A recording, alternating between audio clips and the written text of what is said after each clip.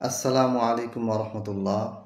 আলহামদুলিল্লাহি রাব্বিল আলামিন ওয়াসসালাতু ওয়াসসালামু আলা রাসূলিল আমিন, আম্মা বাদ।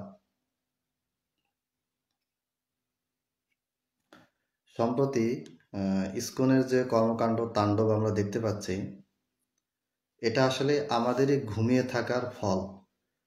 দীর্ঘদিন ধরে আমরা যারা দুশমন তাদেরকে বন্ধু মনে করেছি, যারা বন্ধু তাদেরকে দুশমন মনে করেছি। এটা আমাদেরই ভুলের মাসুল আমরা দিচ্ছি। আচ্ছা, ইসকনের ক্ষমতা কতদূর, ইসকনের ষড়যন্ত্র কতদূর, সেটা বোঝার জন্য আমরা একটা সহজ উদাহরণ দিতে পারি। বুয়েটের মেধাবী ছাত্র অমিত সাহার নির্দেশে ছাত্রলীগের খুনিরা, গুন্ডারা, তারা আবরার ফাহাদকে হত্যা করেছিল, এটা আমরা সবাই জানি।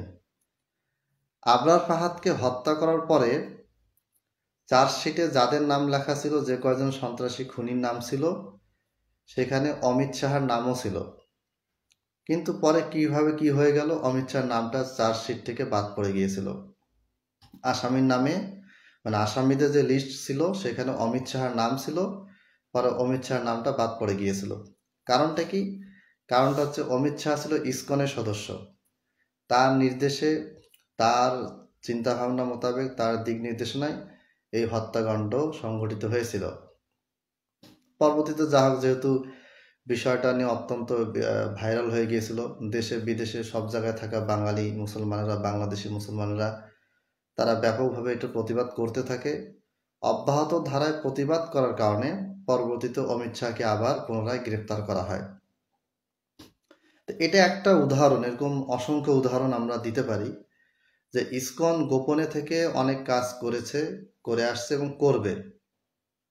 আমাদের প্রবলেমটা হচ্ছে যে আমরা এখনো ইসকনকে নিষিদ্ধ করার দাবিটা ভালোভাবে তুলতে পারিনি। ছাত্রলীগ যতটা ভয়ঙ্কর, ইসকন তার চেয়ে বেশি ভয়ঙ্কর। ইসকনকে অবশ্যই নিষিদ্ধ করতে হবে, কোনোভাবেই তাকে বাংলাদেশে স্থান দেওয়া যাবে না। এখানে আমি একটা কথা বলে রাখি যে ইসকন নিষিদ্ধ মানে বাংলাদেশে হিন্দু যারা নাগরিক আছে তাদেরকে নিষিদ্ধ করার কথা বলছি না। বাংলাদেশের হিন্দু নাগরিক সবাই ইসকনের সদস্য বা সবাই ইসকনকে সাপোর্ট করে, বিষয়টা এরকম না। নিরপরাধ হিন্দু যারা সাধারণ নাগরিক, আপনি আপনি আপনি আমি আমরা যেমন সাধারণ নাগরিক, আমাদের মতো যারা সাধারণ হিন্দু, যারা কোনো রকম সন্ত্রাসী কর্মকাণ্ডে জড়িত নয়, তাদের সাথে আমি ইসকনকে মিলাচ্ছি না, আপনারাও মিলাবেন না। আচ্ছা, ইসকনের পিছনের সবচেয়ে বড় মদতদাতা কি? খুব সহজ, ভারত হচ্ছে ইসকনের মদতদাতা। শুধু ভারত না, গোটা বিশ্বের যত ইসলাম বিদ্বেষী চক্র আছে, আপনি আমেরিকা বলেন, ব্রিটেন বলেন, যারা মুসলমানদের বিরুদ্ধে, তারা সবাই ইসকনকে সাপোর্ট দিয়ে যাবে। আপনি ফেসবুকে ইসকনের বিরুদ্ধে লেখেন, দেখবেন যে আপনার পোস্টগুলি ডিলিট করে দেওয়া হচ্ছে। অলরেডি কয়েকজনের কাছে এটা হয়েছে, আমারও হয়েছে। তারা এটাকে একটা ভায়োলেন্স বা এক কথায় রেস্ট্রিকশন লাগিয়ে দেওয়া হচ্ছে। এ থেকে বোঝা যায় যে ফেসবুক কর্তৃপক্ষ ইসকনের বিরুদ্ধে বলাটা সহ্য করছে না। কেন করছে না? কারণ তারা ভালো করেই জানে যে বাংলাদেশের মুসলমানদেরকে ধ্বংস করার জন্য ইসকনের মতন একটা গুন্ডা সন্ত্রাসী দল থাকা জরুরি। এটা ভারতও জরুরি মনে করে। এরপরে আন্তর্জাতিক যারা সন্ত্রাসী, যারা ইসলামের বিরুদ্ধে, তারাও এটা জরুরি মনে করে। আচ্ছা, এবার দেখেন ইসকনের উদ্দেশ্যটা কি। এটা যদি আপনি দি অবজেক্টিভ অফ ইসকন লিখে সার্চ দেন, তো ইসকনের যেটা ওয়েবসাইট, আরও বিভিন্ন জায়গায় উইকিপিডিয়া সহ সব জায়গায় ইসকনের যেটা উদ্দেশ্য সেটা আপনার সামনে স্পষ্ট হয়ে আসবে। আচ্ছা, এর বলা হয়েছে যে the International Society for Krishna consciousness, ISKCON, যেটাকে আমরা ইসকন বলি, aims to spread the message of Krishna consciousness. Aims মানে তাদের উদ্দেশ্য হচ্ছে to spread the message, spread মানে ছড়িয়ে দেওয়া, মেসেজ মানে বার্তা, অফ কৃষ্ণা কনসাসনেস, কৃষ্ণার যে তাদের যে একটা চিন্তা ভাবনা, তাদের যে ধর্ম, তারা যেটা লালন পালন করে, সেটা তারা কি করতে চায়? স্প্রেড করতে চায়।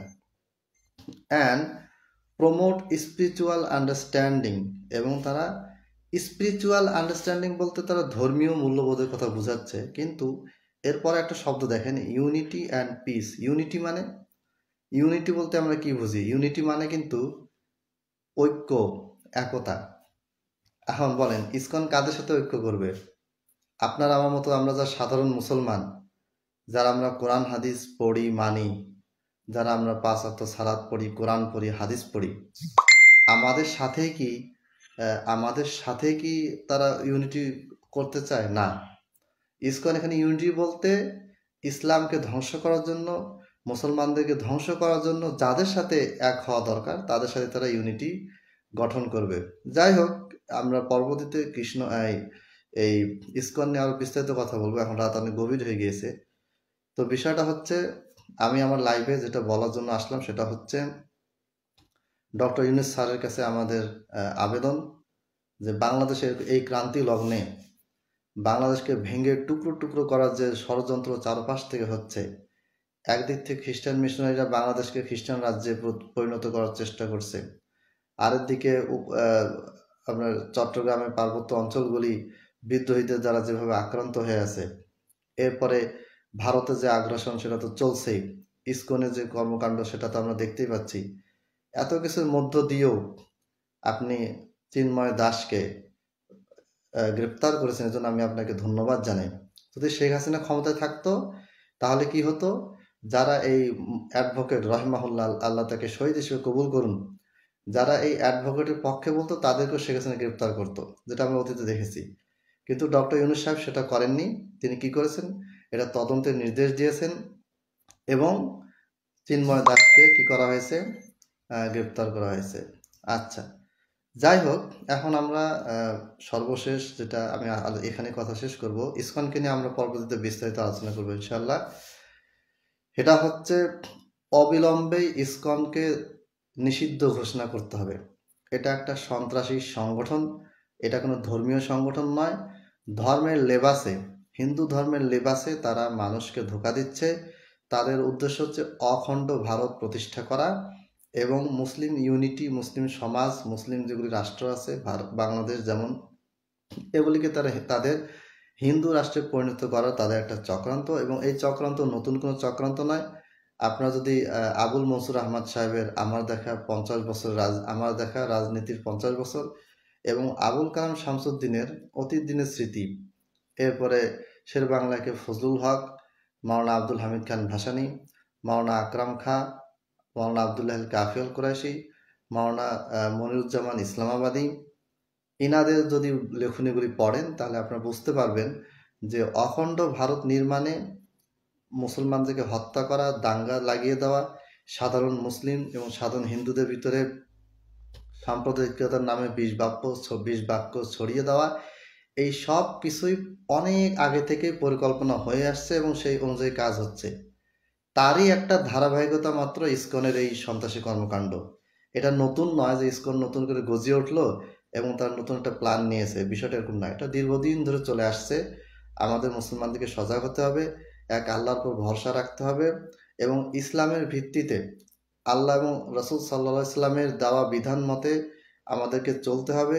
শুধুমাত্র এই চিন্তা ভাবনা, লা ইলাহা ইল্লাল্লাহ মুহাম্মাদুর রাসূলুল্লাহ, এই কালেমার ঐক্যতালে যদি আমরা এক থাকি এবং আমরা যদি বিশ্বাস করি আমরা মুসলিম এবং পবিত্র মুসলিম আমাদেরকে হতে হবে, না হলে আমাদের কোনো রেহাই নেই, এই আকীদায় চিন্তা ভাবনা যদি আমাদের ভিতরে থাকে তাহলে আমরা ঐক্যভাবে, একান্তভাবে আমরা সবাই একই ছায়াতলে থেকে এই সমস্ত সন্ত্রাসীদের বিরুদ্ধে লড়াই করতে পারবো। আর যদি আমরা বিচ্ছিন্ন হয়ে যাই, আমাদের ভিতরে যদি আল্লাহর উপর ভরসা না থাকে, নিজেদের ধর্ম ইসলামের প্রতি যদি আমাদের পরিপূর্ণ আস্থা না থাকে, আমাদের ভিতরে যদি ইসলামী চিন্তা ভাবনা আকীদা যদি না থাকে, তাহলে আমরা এই সমস্ত ইসকন বলেন আর ওই জায়নিস্ট মতবাদ বলেন, যাই বলেন না কেন, এদের দ্বারা আমরা মার খেতে থাকবো। কেমন পর্যন্ত মার খাবো, কিন্তু আমরা কখনোই মাথা তুলে দাঁড়াতে পারবো না। সর্বশেষ আমি এই দাবিটি আবার জানাই, ইসকন একটি সন্ত্রাসী সংগঠন। এই সংগঠনকে অবিলম্বে নিষিদ্ধ ঘোষণা করতে হবে। আমি ডক্টর ইউনূস সাহেব সামনে জাতির পক্ষ থেকে, আমার পক্ষ থেকে, জাতির পক্ষ থেকে তাদেরকে নিষিদ্ধ করার জন্য দাবি এবং অনুরোধ জানাচ্ছি। আসসালামু আলাইকুম ওয়া রাহমাতুল্লাহ।